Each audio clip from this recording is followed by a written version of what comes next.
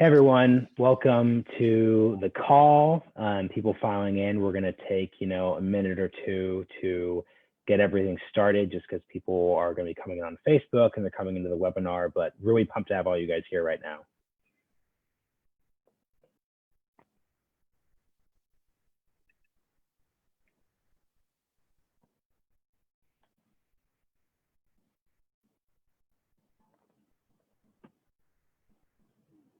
Yeah, we'll start at 12:02. So let's keep them coming in.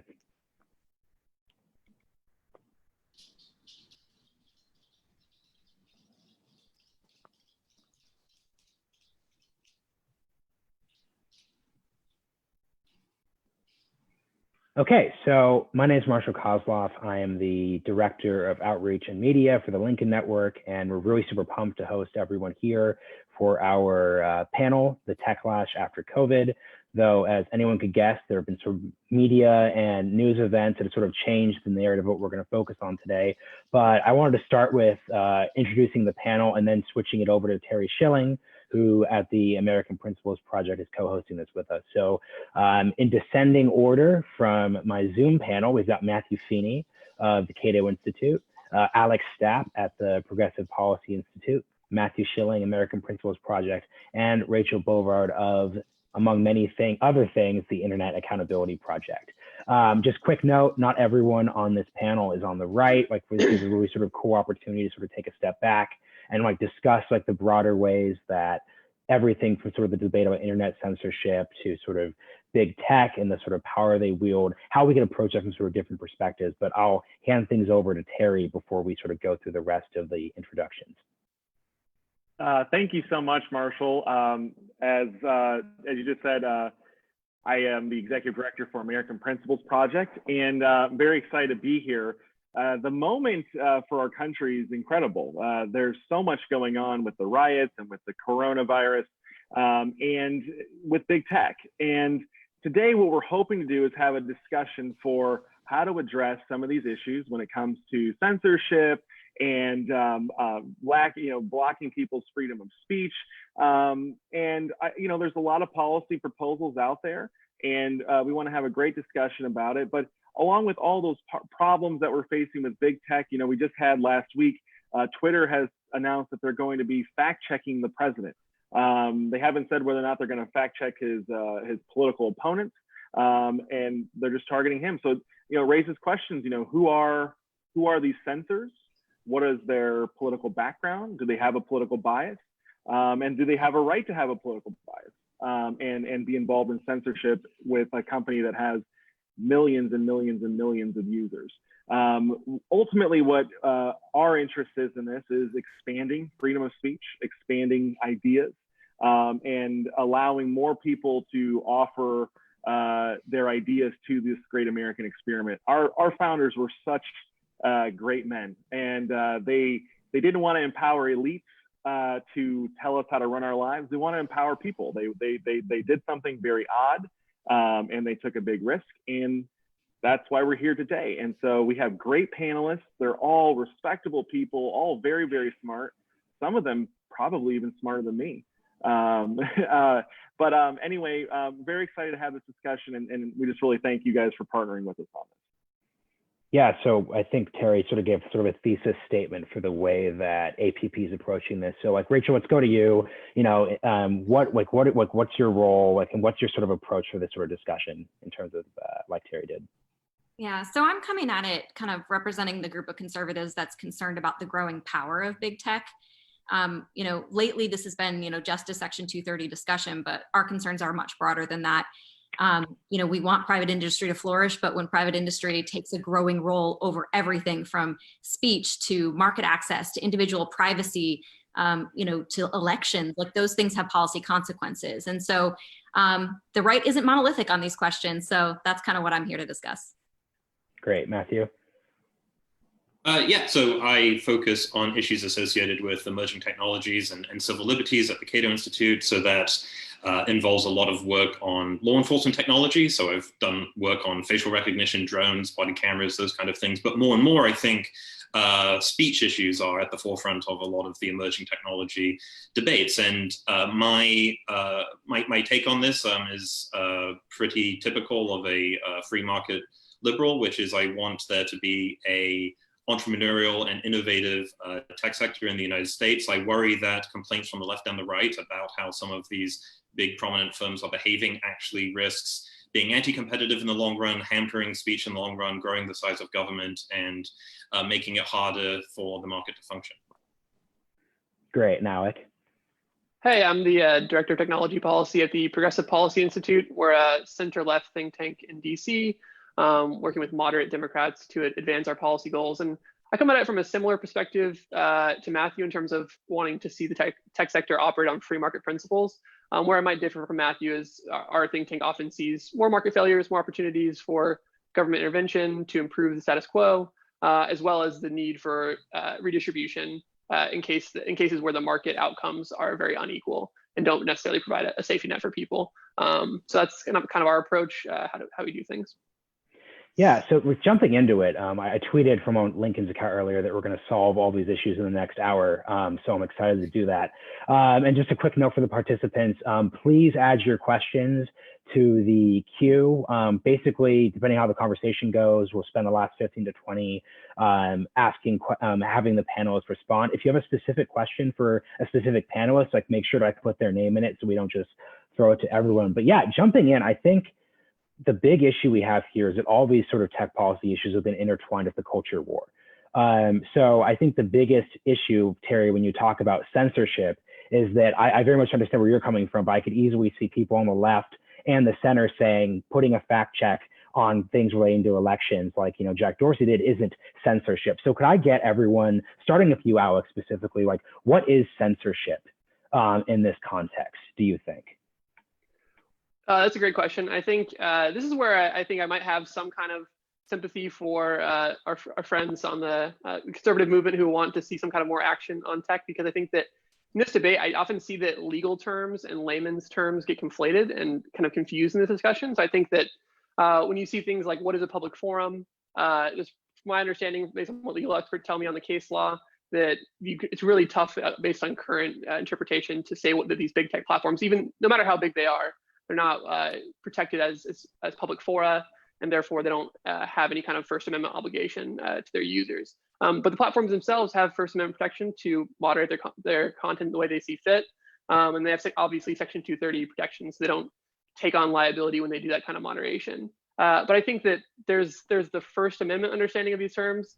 There's the public fora legal definition, but there's also people's understanding like, well, a lot of speech happens in this place in the same way that in public places, a lot of speech happens.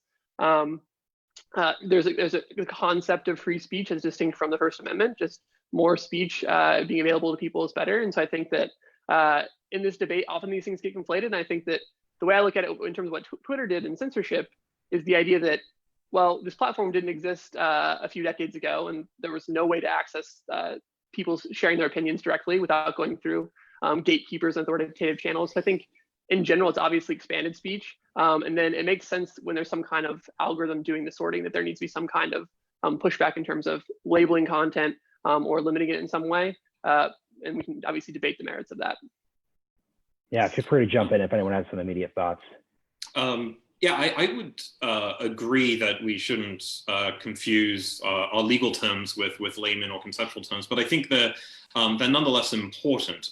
So censorship is usually a word attributed to usually government removal or banning of certain kinds of speech. It can be applied, of course, to private companies, but I think it's important we understand free speech as a association right, that people should be free to associate with whatever speech they find appropriate, whether they're individuals or a private company like Twitter. I think the word censorship in the context you raised it is inappropriate. I mean, a fact check is not censorship. I mean, I'm sure during this discussion, Alec, Terry, or Rachel will disagree with something I've said, but that doesn't mean they're censoring me. If I say that 2 + 2 is 5, and then someone says, no, actually it's 4, that's not an act of censorship. So I don't think Twitter's fact checking of the president should be considered censorship in that way. So I would add that I think that the legal, distinctions here are obviously extremely important, but the cultural ones are as well. And I would just point to the fact that according to Pew Research, 72% of the public thinks, and this is a quote, that it's likely that social media platforms actively censor political views that those companies find objectionable. So whether or not, this is a legal distinction, but it's also a clear cultural one. Everyone across the country thinks these companies do this. Whether or not fact checking is or is not censorship as a legal matter doesn't prevent it from having significant consequences to our elections. I mean, a lot of our political discourse happens on Twitter, it happens on Facebook, and we get a lot of our content through Google. These are the three major platforms that dominate our discourse. And so if Twitter wants to go ahead and light itself on fire as the arbiter of truth in our political discourse, I welcome it because I appreciate the scrutiny it's going to bring right down on their heads. Yeah, it's an interesting poll. I mean, I'm surprised it's not 100%. I thought everyone understands that these companies have content moderation policies, and there's plenty of legal First Amendment protected activity that is not allowed on a lot of these platforms. So footage of beheadings or animals being crushed to death, pornography, these are all legal pieces of content that the most prominent firms take steps to remove. And that's, of course, a wise business choice. And I think Rachel's raising an interesting question, which is what the actual business implications might be of this, which is that Twitter loses market share because it is engaging in this kind of fact checking. It's a difficult issue, I think, for Twitter to apply consistently. I mean, the problem is that, all politicians engage in a bit of dishonesty, but I think Trump is in a league of his own when it comes to the degree to which he misleads and lies about policy and a range of other things. However, is it possible that Trump supporters will leave Twitter and go to something else? That's possible, and actually many of them have done that, and that's something I think we should welcome. The fact is that content moderation is very, very difficult. There's no way for any company dealing with hundreds of millions of pieces of content to do this consistently. So we shouldn't let the perfect be the enemy of the good here, though, I think, when looking at content moderation.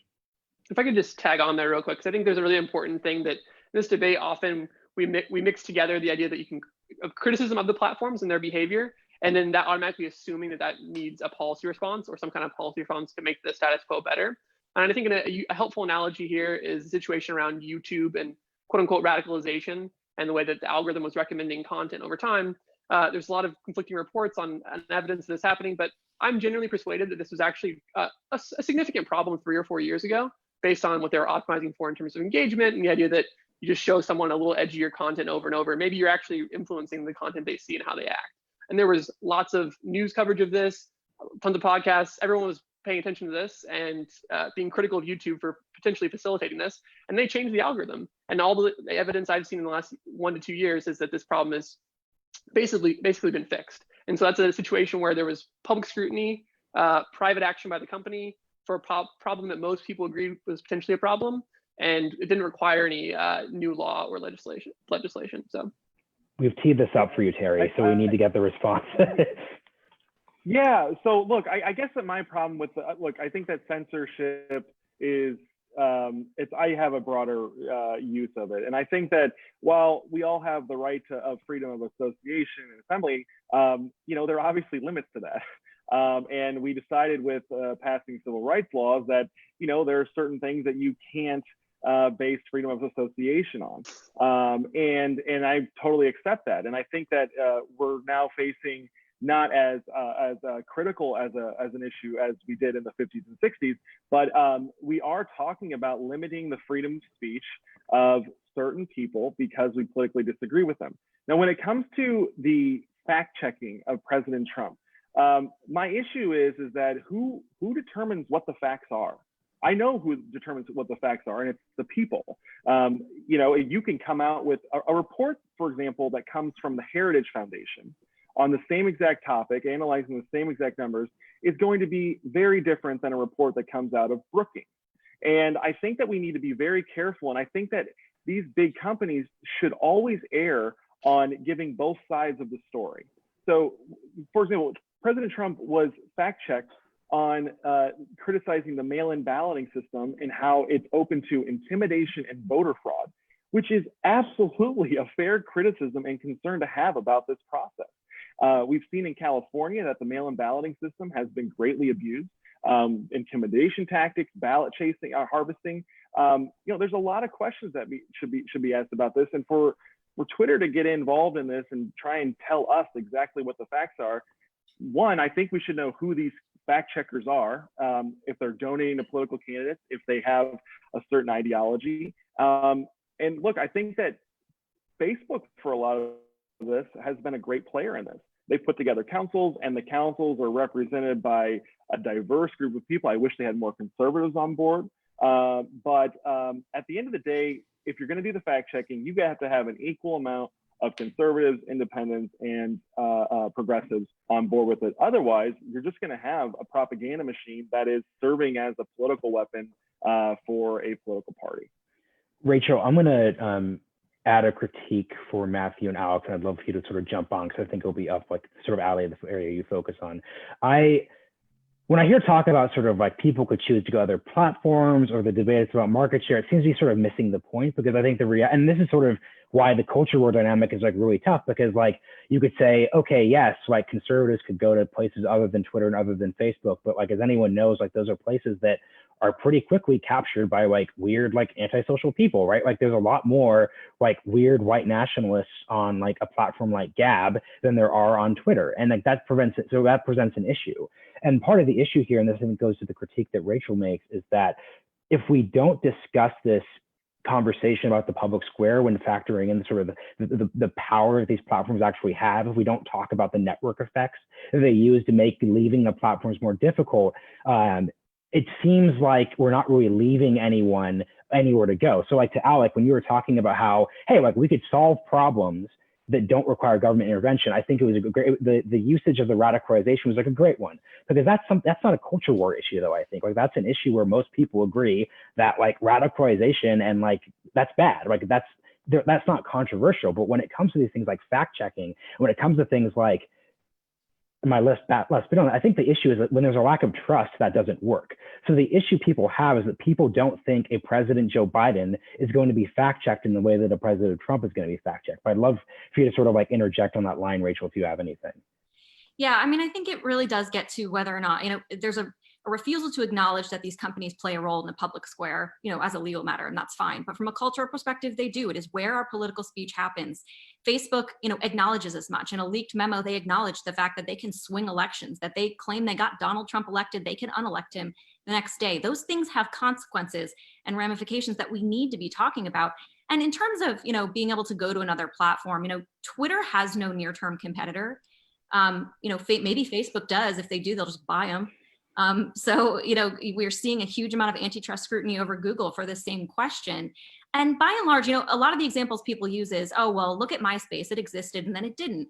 But that was a totally different, I think, substantive example, because what you're dealing with right now is how people gather and where debate happens. Like it or not, journalists are on Twitter. I would love to get off Twitter. It's a dumpster fire. I think it's like existentially depressing half the time, especially right now. But it's how you shape narratives. It's how you communicate to people in power. And that matters. I don't want to see, these companies regulated out of existence, but I do think these are important public policy questions. And I think more to the point, consumers also don't have a lot of transparency about how these companies make these decisions. That was one of the interesting things about Trump's executive order. The Section 230 element of it aside, the transparency was interesting to me, because we don't know. We're supposed to just take these companies' word for it that, oh, they're not politically, activist in any way. We don't know their rules for content moderation, their enforcement techniques, how they demote and delay content, the technical terms they tell their algorithms to use. If they want to win confidence on this point, they should make that clear. Let the researchers in, let the sunlight in on these questions. I'll just jump in to respond to Marshall, to your point about the radicalization questions. I think that it's actually not that distinct from a culture war issue, because I recall during that debate that a lot of people were describing certain political commentators as kind of a gateway to the alt-right and to more fringe communities in right-wing circles. And so like I think of Jordan Peterson, I think his face was on the New York Times front page story about YouTube radicalization. And the idea was like, if you promote him in the algorithm, then people that are promoted off of Jordan Peterson are like really objectionable. And I think people on the right were often critical that if YouTube were to fix this issue by changing the algorithm, it would negatively affect certain right-wing voices. And so I think they're not necessarily as distinct as those might be. And then to Rachel's point about about Facebook versus Twitter, I think one, it's important to keep scale in mind here. So Twitter has around 300 million worldwide monthly active users. Facebook has 2.6 billion monthly active users worldwide. So one is about 10x scale of the other. And it's really interesting that as we're having this debate, that Jack Dorsey and Mark Zuckerberg are publicly feuding about what the appropriate policy is, and they've basically taken divergent approaches. And so back to Matthew's point earlier about like how this can be solved with choice and users moving around, I think if in terms of how you spend what portion of your time on each platform, like you don't have to quit or one completely or leave it. You could just spend less time or kind of endorse Mark or Jack's approaches with your time. It is interesting to think about the role of these companies. I mean, I'll leave it to my peers to decide whether I live something kind of like a normal life. But, I don't have a Facebook account. It is possible to live something like a life without these things. And to Rachel's point, yeah, I do think, look, a lot of these companies and the services they offer might not be conducive to a lot of public commentary and debate.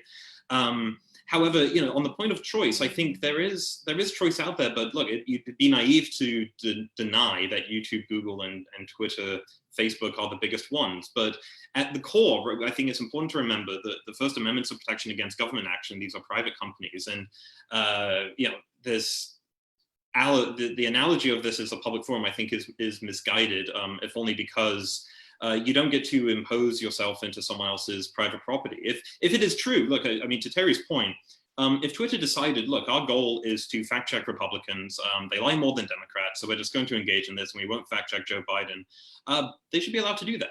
And it would be a bad business decision in the long run because they'd lose a lot of conservative users who would go to an alternative. But what I find somewhat frustrating about this debate is I wish that a lot of people who are complaining about a lot of how these platforms are moderating content would focus more of their energy onto building something new, and I would like to see something new. On the anti-competitive point, I think it's sometimes lost on people that these firms actually are competing with each other, and so I think the antitrust component won't work. But look, this is just I suppose more of a left-wing critique of big tech. These companies are under attack from the left and the right. So as someone who isn't exactly a huge fan of a lot of what these companies do, I nonetheless would hope we don't regulate them too much because I worry about regulatory capture. I just want to jump in here real quick because I've talked to a lot of people about this, and the point that I make, because we're involved in trying to regulate pornography online, we think it's just out of control. And what I compare it to is the Industrial Revolution, which was obviously the greatest advancement in economic output of all time. The Industrial Revolution comes along, you have all these factories that are literally dumping their excess and their pollution into our rivers. They're putting pollution into our air. People are getting sick, they're getting cancer. And at that time, it was a real debate. These are private companies. They own the land they're on. They own that part of the river. And, does government actually have a role? And at that time, we said, yeah, of course, because it's affecting everyone else. And at the same time, I think that with the invention of the internet, we've gone through probably an even bigger revolution, in an information revolution, in a communications revolution. It has impacted the world much greater than the Industrial Revolution has. And right now, we're dealing with how to handle it. And that's what this entire debate is. Right now, I would compare pornography to pollution being put into our streams and into our airways. I would view, these guys censoring us as pollution that we have to figure out how to deal with. The thing is that we have to remind ourselves, this is the public square. It's the public square. There's no getting around it. The internet should be just like our society. There should be no difference, right? So like the same laws that we accept in the real world, in the physical world for brick and mortar stores should be applied to the internet.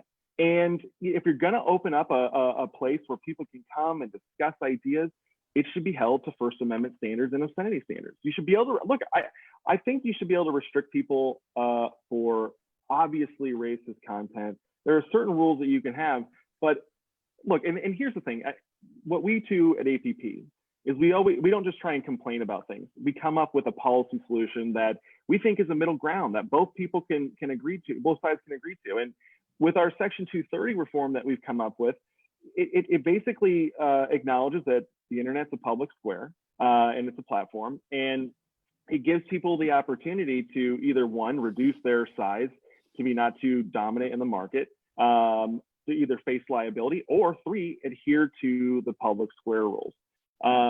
That's our model legislation. It's out there. I haven't really seen any legitimate criticism of it, but I don't know. I just view this in a totally different way. I think that we need to be bold. I think that we need to be not afraid to use the political power that the American people have given us to come up with solutions. And because I think they want solutions. And I think that that's why people get disillusioned with politicians and public policy officials, because we don't use the power that they give us.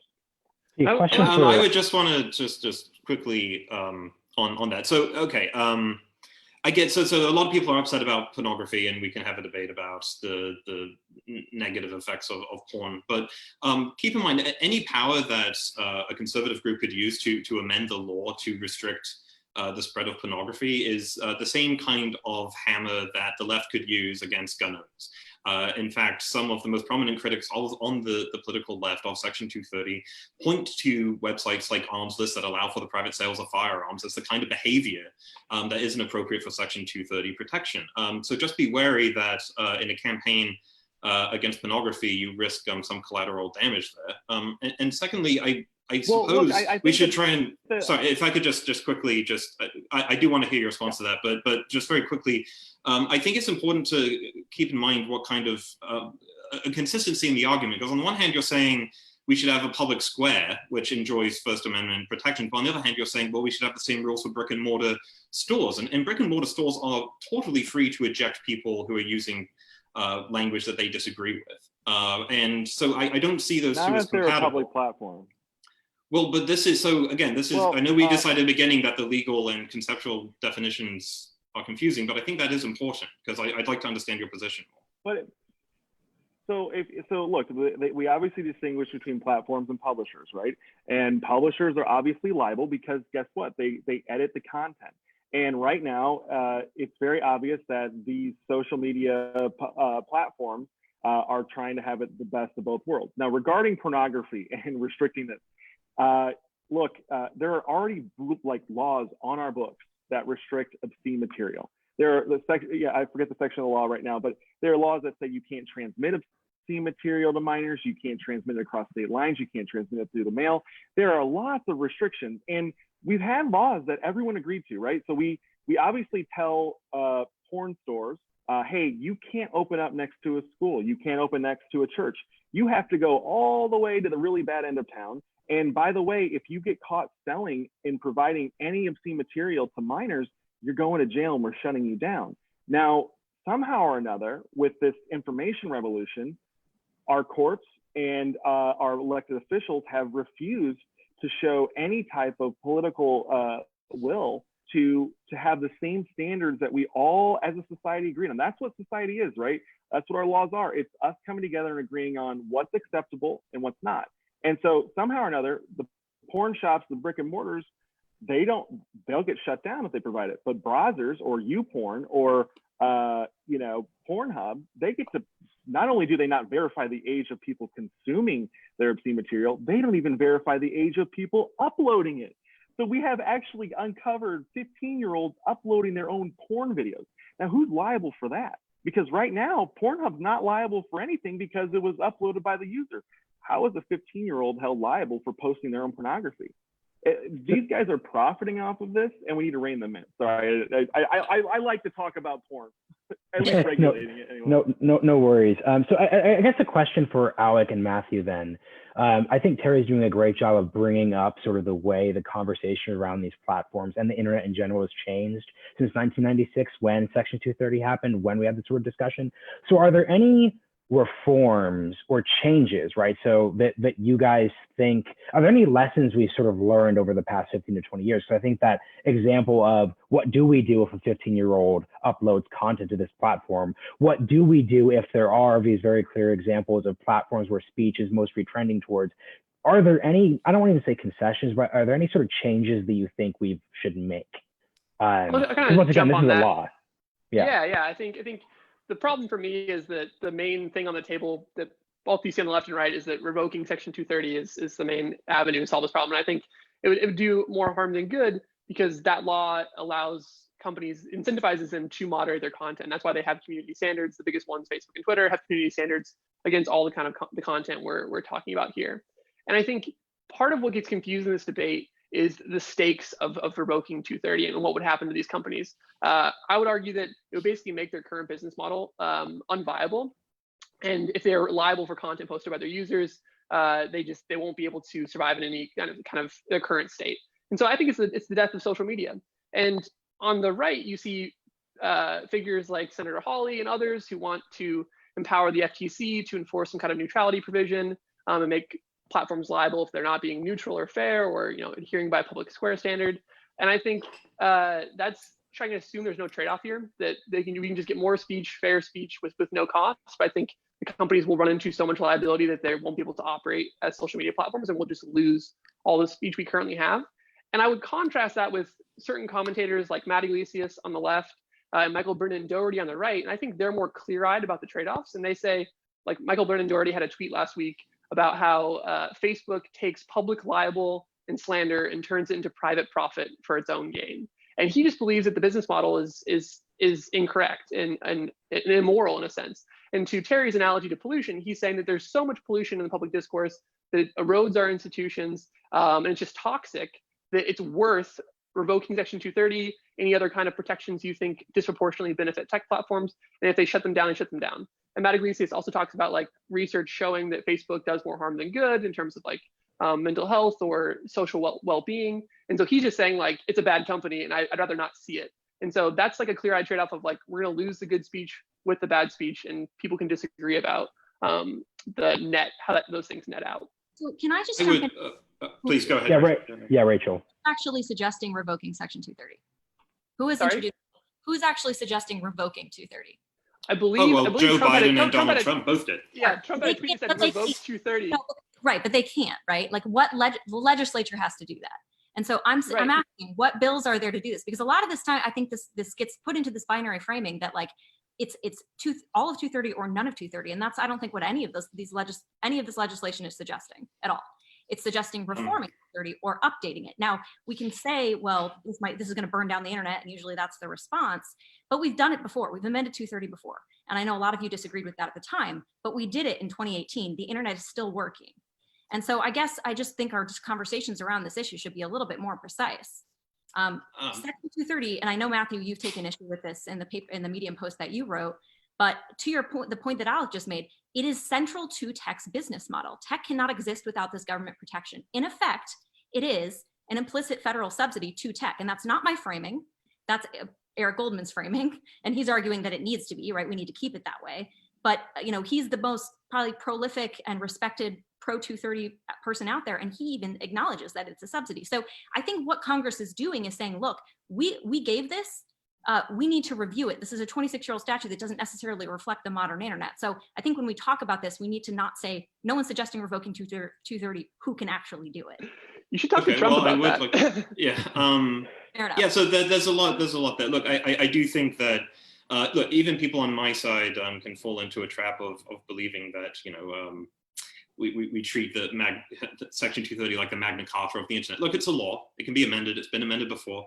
I would say, the data is conflicting of the effect of Sesta Foster, but I think it actually did harm a lot of people, and that's a whole separate debate we can have. To Terry's point, I don't think it's legal to upload pornography of 15-year-olds, and the person responsible for that content is the person who does the uploading.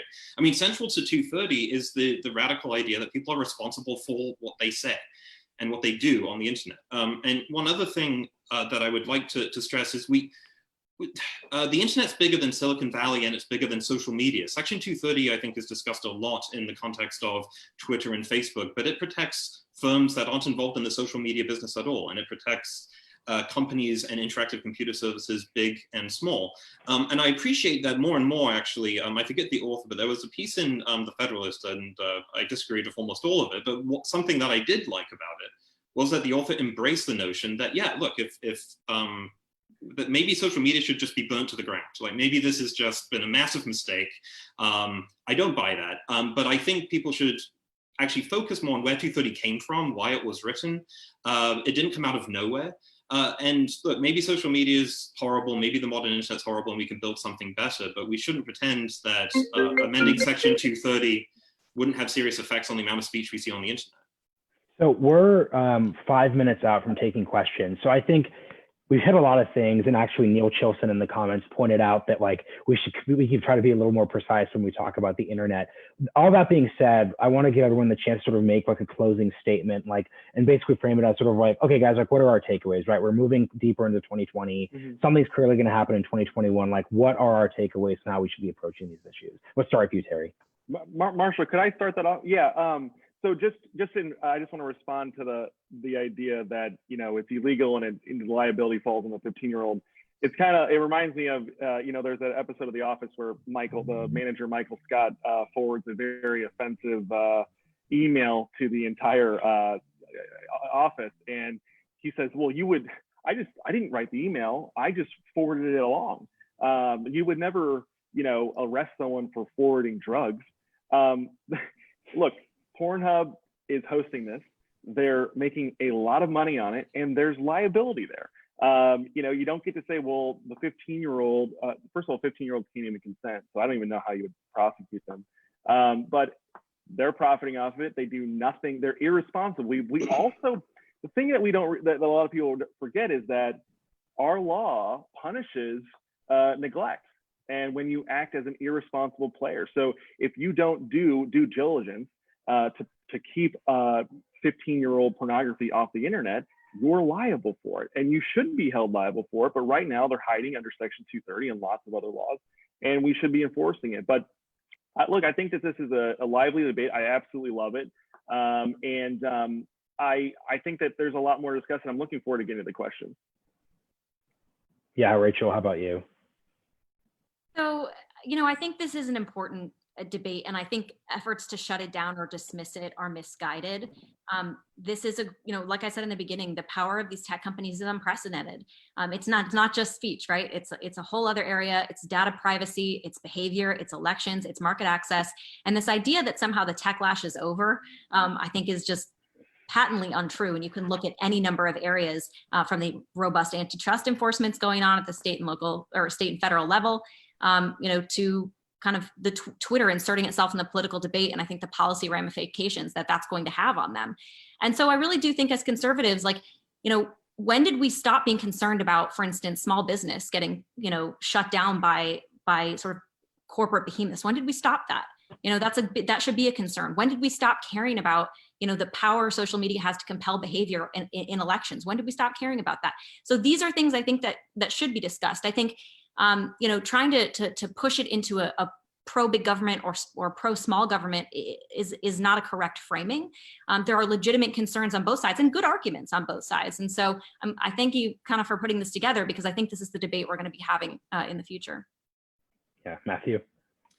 Yeah, this might be an issue actually where I like to think I'm usually an optimistic, cheery person, but from a classical liberal like me, I think that these companies are on the receiving end of criticism from the left and the right, and I'm sure that the creative minds on Capitol Hill will figure out some way to square their holes and to come up with some kind of change. We saw this in the debate with Sesta Foster that was discussed earlier. So I am actually a little gloomy about the prospect that there could be significant change to internet regulation in the coming year or two. And what I worry about there is that it means ultimately more powerful market incumbents and less speech on the internet. And I hope that anyone watching this reads Eric Goldman that Rachel noted earlier, and the plethora of really good commentary out on this from all sides, because it's not a debate that's going anywhere. But I think it is important to highlight the fact that Section 230 is often misunderstood, whether it's the publisher platform distinction, also noting that it doesn't cover federal criminal acts, to Terry's 15-year-old porn comment earlier. But I view this as just one of many conversations we're going to be having in the next year or two, but ultimately I'm not actually that optimistic. Say something cheery, Alec. Make us feel good. I'll try my best. So I think it's important to also maybe not something cheery, but something about how important this debate is. It makes us all feel like we're doing something worthwhile here. So I think the stakes, we shouldn't underrate the stakes of this debate. And to Rachel's point, I think it's just really important to note that the leader of the Republican Party has explicitly said that we should revoke Section 230, and that the reason he took limited action in the executive order is because he felt constrained by the law and that he couldn't just obviously revoke it himself, because she's correct that he does need congressional action to do so. But that's his desire. He's the leader of one of the two largest parties in the country. And the leader, Joe Biden, of the other largest party in the country, has said in a New York Times interview that he would like to have Section 230 withdrawn immediately. And so they're both leaders of the party, and that could definitely portend future congressional action. And as far as bills that have already been introduced in the legislature, Senator Hawley's bill that would make liability immunity contingent upon FTC bureaucrats approving you a license on an annual or biannual basis, that your platform is neutral and unbiased. That seems like a weird solution coming from a quote unquote conservative, but if that's the alternative to revoking 230, I guess it is better in a way. And then to just disagree with some of my friends on the pro 230 side of the debate, I do think it's a mistake to emphasize too much how this applies to small businesses, because I think that while of course 230 applies based on conduct and not who you are, it's based on whether you moderate or are the speaker of the content. It's clearly just more beneficial, like Eric Goldman says. Certain business models wouldn't exist without it. And so if you revoke 230, I believe that Wall Street Journal would shut down its comment section, but the Wall Street Journal wouldn't cease to exist. If you revoke 230 and don't replace it with any kind of immunity, I think Facebook and other platforms would essentially cease to exist or look unrecognizable from their current state. So I think the stakes really matter and it's important. And that wasn't very cheery. No worries. And actually, before we just answer questions, the last sort of question is, I'd like everyone to sort of make a prediction. And Matthew, you sort of hit at this, for how we think this space is going to evolve over the next year, because sort of the original thought with this panel was, hey, like there were all these conversations, antitrust, 230, privacy, and then COVID happened, right? And you had all the sort of things happening with tech companies. So do we think we're going to basically be in this same exact space, having these same exact arguments in June of 2021, which is sort of what I suspect to sort of editorialize my moderator position. So Terry, just quick prediction, are we going to be here in the same space in 2021? Yeah, because, look, the law, in order to be changed, has to either have compromise between the Republicans and Democrats, and we obviously have a split Congress right now, or one party has to take over both chambers and have the presidency. So it's very likely that we'll be in this position in 2021. But I think that within the next 5 years, I'm very optimistic. I think that in the next 5 years, we're going to be able to get a lot done. I think that we're going to be able to protect kids from porn. 11-year-olds have, with a smartphone, have access to some pretty obscene material. But we're going to be able to protect kids from obscene material. We're going to be able to protect people's First Amendment rights. We're going to have a bigger, better, more American internet, and it's going to be beautiful. Rachel. Yeah, so I think, I actually think a lot of where we end up depends on the result of these antitrust investigations. I actually think a lot of the concerns that we have, particularly regarding speech and data privacy, are actually downstream from antitrust. A lot of these concerns, I think, could actually be competed away if we had a free market in tech that addressed, the antitrust investigations are addressing the sort of ad tech component that I think drives a lot of, compulsory use of these platforms. To Matthew's point, where he deleted his Facebook, I'm like dying to delete my Facebook, mostly to stop my mom from posting horrific childhood photos, but I can't because I have to manage, I manage a Facebook account for the nonprofit that I run. You know what I mean? So because that's where our donors are. And so you're sort of, I think if you address those issues through antitrust, through interoperability, if I could communicate on Facebook without actually being on Facebook, I think those issues will free up what is now a pretty serious collection of market power and address a lot of these concerns without the need necessarily for congressional action, but we'll see. I usually don't like making predictions because I've been wrong about every single political prediction I've made in the last 6 years, and I don't see why this would be any different. The answer, sorry, I know it's not a satisfying answer, Marshall. I don't know. I don't think that I think a lot depends on what happens with the upcoming presidential election and how these companies behaved as that campaign heats up. What I will say, though, is long term, I hope that eventually this debate actually moves in a direction that some people have discussed, like Mike Masnick, on whether we should talk about protocols, not platforms. I hope that in 200 years, when people are looking at the history of the internet, maybe this will be a time where people said, yeah, there were a couple of these big, powerful companies and everyone had to join these platforms in order to communicate with each other. But maybe actually the long term of the internet is people becoming their own moderators of their own little nodes on what people call a social media environment, and that would be a lot better. I'm not a technologist. I don't know how soon that future can be realized. But long term, I think we'll eventually view these debates as interesting for people writing PhD theses on the history of this thing called the internet. But long term, I hope that actually the internet is empowering for speech. And so I remain optimistic about that. On 230 reform and everything else in between, perhaps not so much. Alec. Yeah, I think the safest bet that usually ends up being borne out, especially when Congress is in a state of gridlock like it is that the status quo will prevail. And I think that's true for a couple of reasons. One, on Section 230 in particular, like we said, Joe Biden and Donald Trump both want to revoke it, but it's really important to note that they want to revoke it for opposite reasons. So Biden wants to see the platforms be more aggressive in content moderation, taking down more speech that he and others think is harmful. And Trump wants there to be less content moderation and more of a hands-off approach to content. So I think that when their top level goal is like revoke Section 230, when they get into the nitty-gritty and actually try to write legislation or pass something, those divergent goals in terms of outcomes will make that process fall apart. And then on the antitrust side, and I'm really glad Rachel brought this up because my main area I work on for policy is actually antitrust. And I think that while there are multiple ongoing investigations, we've seen the Wall Street Journal report that there will be an antitrust case against Google this summer.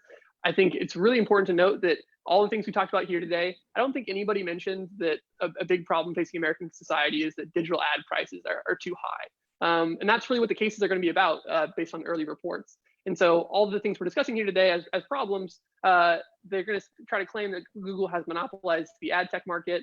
Kind of weird because prices have been falling over time, while prices for print newspapers have been going up faster than inflation. So on a narrow antitrust, like have these platforms harm consumer welfare, I think they're going to be weak cases that end up getting overturned by the courts if the agencies actually do bring them. But we're going to keep seeing kind of storm and fury about this for the next 12 to 24 months.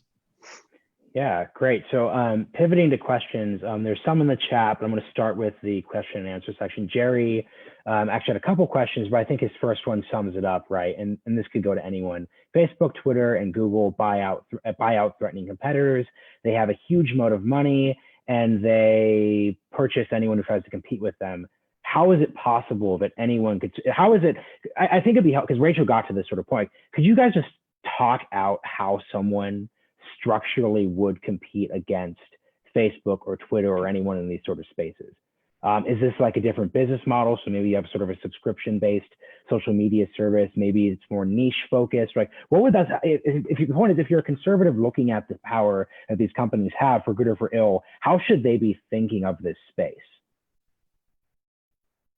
I'm happy to grab that one, Matthew, if you don't want to. So I think the most important thing is take recent examples. So the market is not completely static. We have TikTok, which is either #1 or #2 most downloaded app in the world and in the US over the last 12 months or so. It oscillates between #1 and #2, but it's growing exponentially, much faster than the legacy platforms. The Chinese company, which is interesting, the fact that it has, I think, more than 1 billion users already. They invested significant capital and marketing expenses to actually get distribution for people to sign up for the app. But at the end of the day, it's just a really well-designed app that does something differently than the incumbents do, which is the short-form video content, 30 to 60-second videos that are uploaded by users. So again, it depends on user-generated content. A lot of my friends use it. It's just really, really good content and a really slick app that gives you a feature that competes on a different dimension than the incumbent platforms do. So Twitter's obviously for a certain kind of thing, Facebook's for a certain kind of thing, LinkedIn's for a certain kind of thing, and they're all competing for attention, and their business models are the same in that they compete for digital advertising dollars. But in terms of how users think about them, they're competing on different dimensions. And so the better TikTok becomes, I'll probably just allocate some more of my time towards TikTok away from Facebook. I think that competition on the margin is really important. I guess I think it's a really good question. I guess my problem with it is like essentially they're saying like these guys have monopolies. It's very obvious, and we're basically telling if you have a problem with them censoring you, just build your own social media platform, which is essentially like saying build your own railroad network. You know, like you don't just get to Facebook with over 2 billion users overnight. It's not possible for a small shop to do it. The network's built, it's already a monopoly. But the thing is that this is not healthy. Censoring people and telling people, okay, conservatives, you go create your own network because the progressives are going to have their network. What that will lead to is a radicalization of America. It's going to lead to a deeper political and ideological divide to where progressives are only talking with progressives. So guess what? Their ideas are going to get super crazy and socialist and communist. And then my concern as a social conservative is that by making conservatives only talk to other conservatives, you're going to start having them support really radical stuff that even I don't support. And so I think that the answer here is to have a public forum, have everyone talking together, and encourage discourse.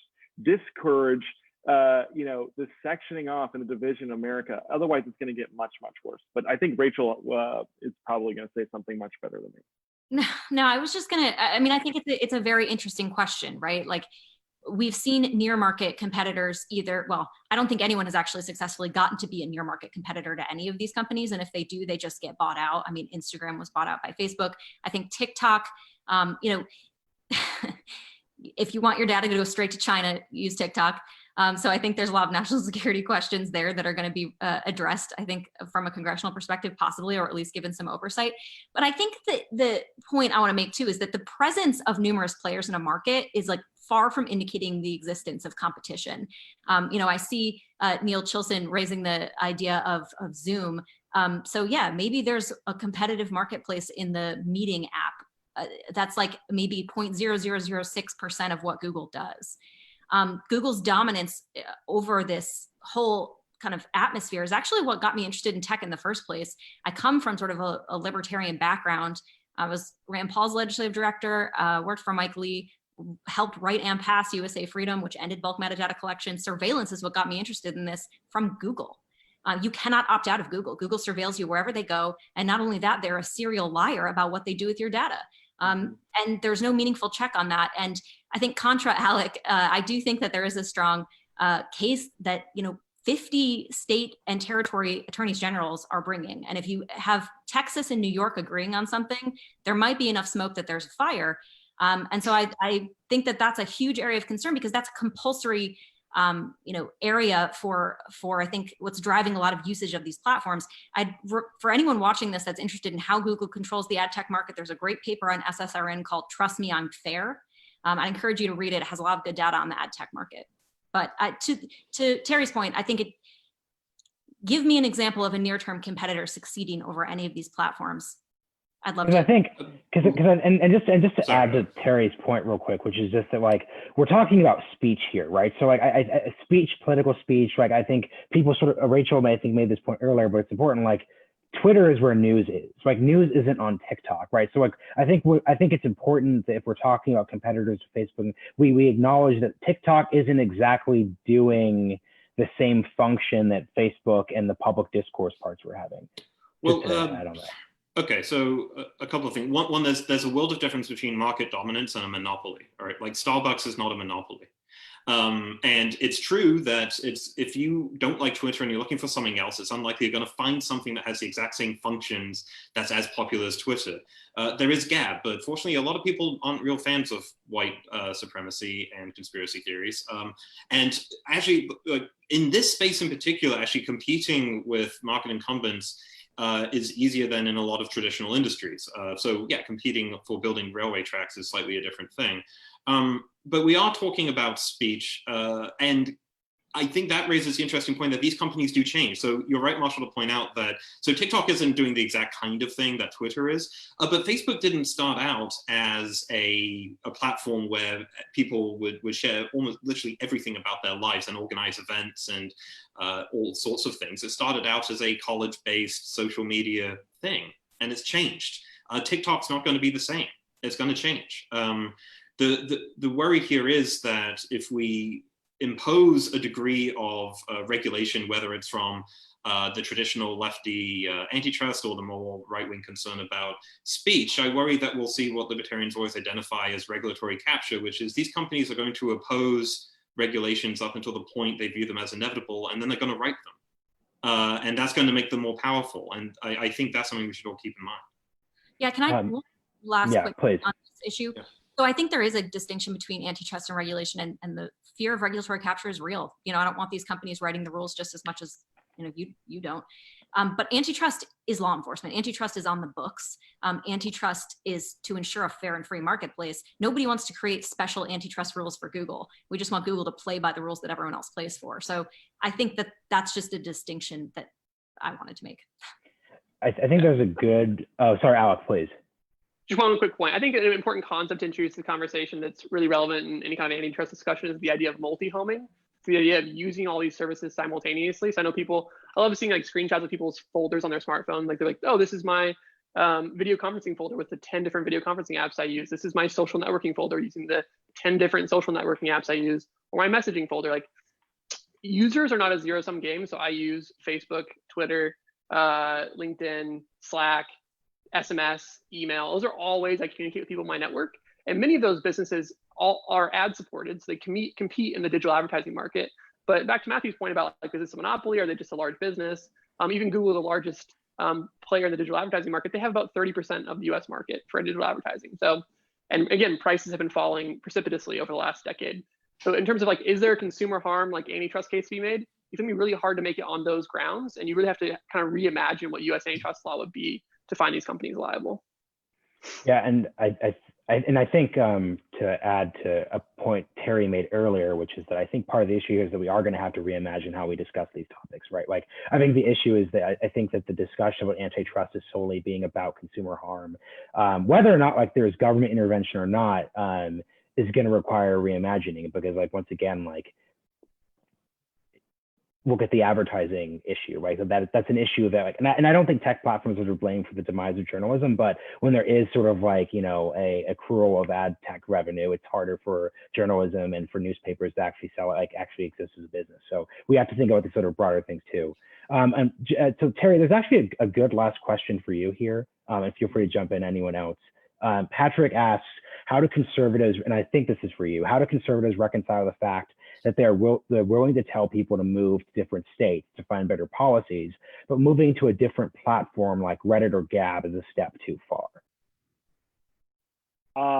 Well, first of all, I don't tell people just to move to different states to find better policies, although that is what my family has done. We just moved from Illinois to Iowa. But we look, this is freedom of speech. This is not taxation. This is not, this is deeper than that, right? So, I think it's one thing, if you're upset with Illinois raising their taxes or raising the property taxes or ruining the schools and spending too much money and going into debt, and you're worried about that, you're going to have to move states. But I think that we have to create the world that we want to live in. And right now we are basically saying to Twitter and Facebook that they get to determine the rules, that the people don't have any right to restrict them. And I reject it fundamentally. I think that the civil rights law is really important because it says that there are limits to your freedom when it comes to restricting people's ability to get access to restaurants, to access to employment and to housing and all of that. And I think that this is the next step here. I don't think that it's constitutional or justified to restrict people who have perfectly acceptable political positions and thoughts that are not obscene, that are not offensive in any way whatsoever. Like, the thing is, if Twitter was, actually only restricting racist things or white supremacist things, or, things that actually are bad and we shouldn't let up, I probably wouldn't have a problem with it. But they're not. They're going after people for misgendering things. They're going after people for, misgendering people. I want to be very clear about that. But if we're saying that men and women are different, like, it's just weird and it's too much. And we have to, look, at the end of the day, there's a reason why Twitter is caving to the left. And it's because they're afraid that if they don't do all this, that the left's going to come in and regulate them.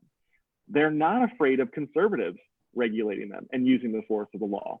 And so I think that if we want them to be honest players, we have to start looking at options to use the law to protect our rights in it. And then we probably won't, once it gets close enough to passing regulations, they're probably going to come on board and start fixing everything. It's amazing. You saw what happened to Facebook after just one or a couple visits from by Mark Zuckerberg before Congress. They're actually coming up with pretty reasonable policies and letting people duke it out and share their opinions pretty broadly. So anyway, I don't even see the correlation there. It's a totally different world. Well, this has been really great, everyone. Everyone has way more to add, obviously, but this is not the last we'll be hearing on this topic. So thank you to the participants. Thank you for the questions. And most importantly, thank you guys for joining this for us. Really enjoyed this. Thanks, Thanks guys. for having me. Thanks, guys.